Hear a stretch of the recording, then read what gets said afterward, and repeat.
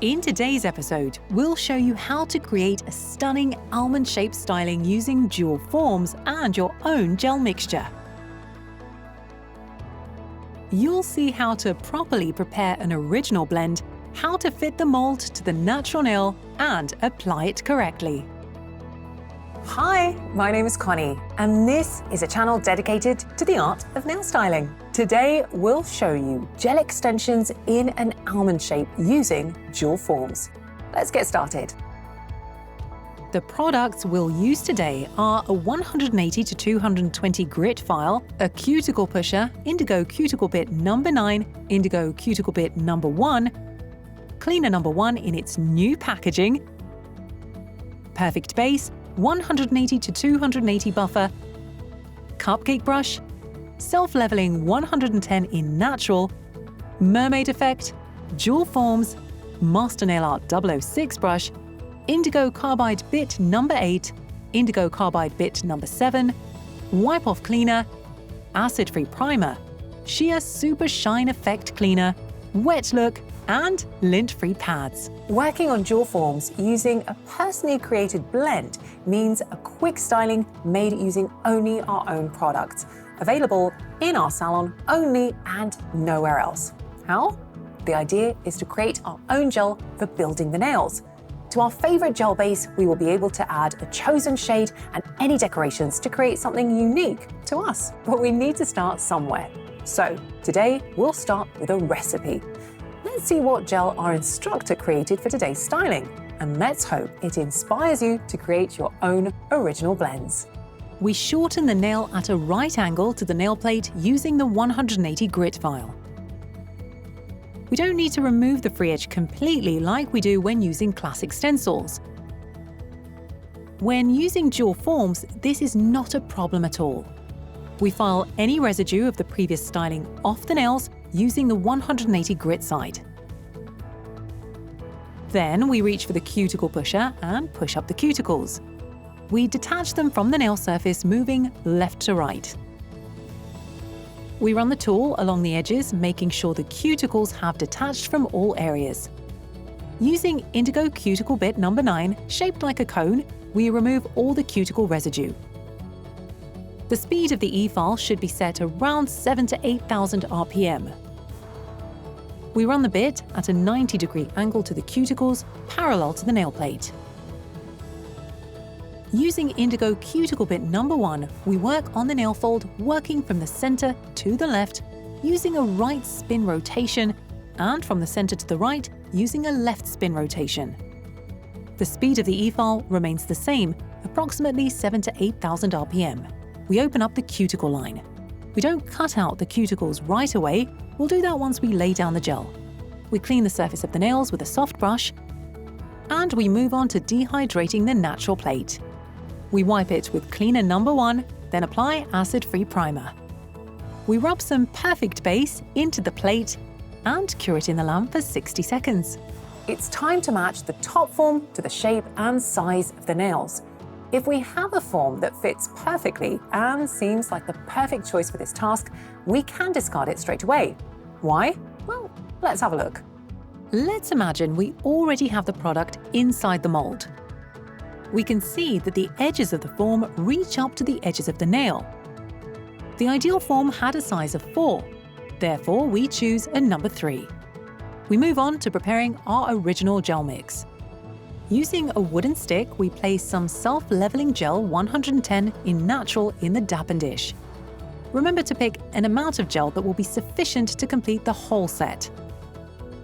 We're using less gel because we're only doing one nail. Using the cuticle pusher, we drop in some mermaid effect and mix it in well using the wooden stick. We avoid sudden movements as they can create air bubbles in the material. Creating your own blend is great fun and a chance to let your imagination run free, but it has one basic downside. We need to create enough gel for the entire styling, but not so much that it goes to waste. Now, how do we measure this? By trial and error only. Don't go by the amount we're creating today because we're only building one nail. You will be blending this original mix to create a styling on both of your client's hands. So you need to figure out how much to make so you have enough for the entire styling without ending with too much of it in the bin. We reach for the form and decide on the length of the nail. We start with the so-called slip layer from the desired length towards the cuticles, not the other way around. We drag the product from edge to edge, forming an almond shape. We pick up a ball of gel and spread it from edge to edge, bit by bit, using the tip of the brush. The majority of the product, about 2/3 of it, should end up in the natural plate zone, the other third by the tip. We can gently pull the gel out of the form to check if there is enough product by the edges. If there's not enough, we add more. We don't have to even out a self-leveling gel. It does it all by itself already. To finish off, we pull the product towards the cuticles. We apply a slip layer to the natural nail plate and place a crescent of product near the cuticles so that the jewel form can connect with the nail. We spread the product thinly all the way to the end of the nail. We reach for the filled form, place it against the natural plate and freeze cure with a portable UV torch.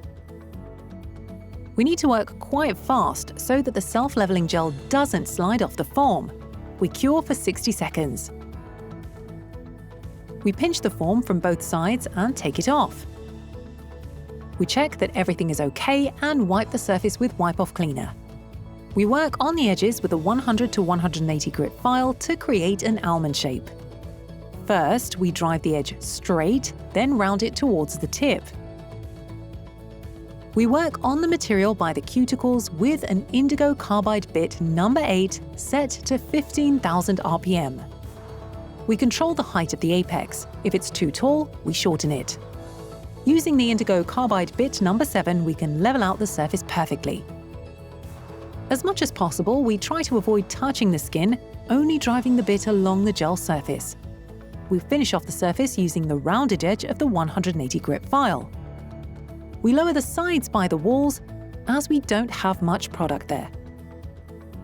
We keep an eye on the shape of the side edges. They should come out straight along the natural nail line and then curve towards the tip. We turn the nail to face us to make sure the shape is even.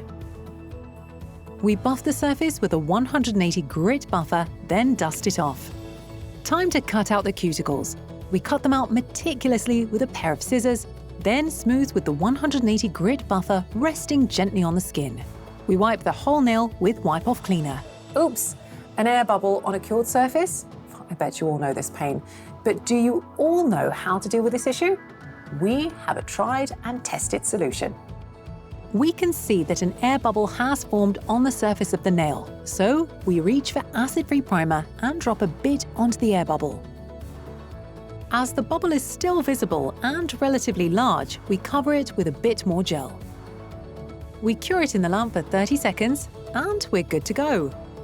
We wipe the surface with wipe-off cleaner and even it out with a 180 grit buffer. Wipe again with the wipe-off cleaner and apply wet look.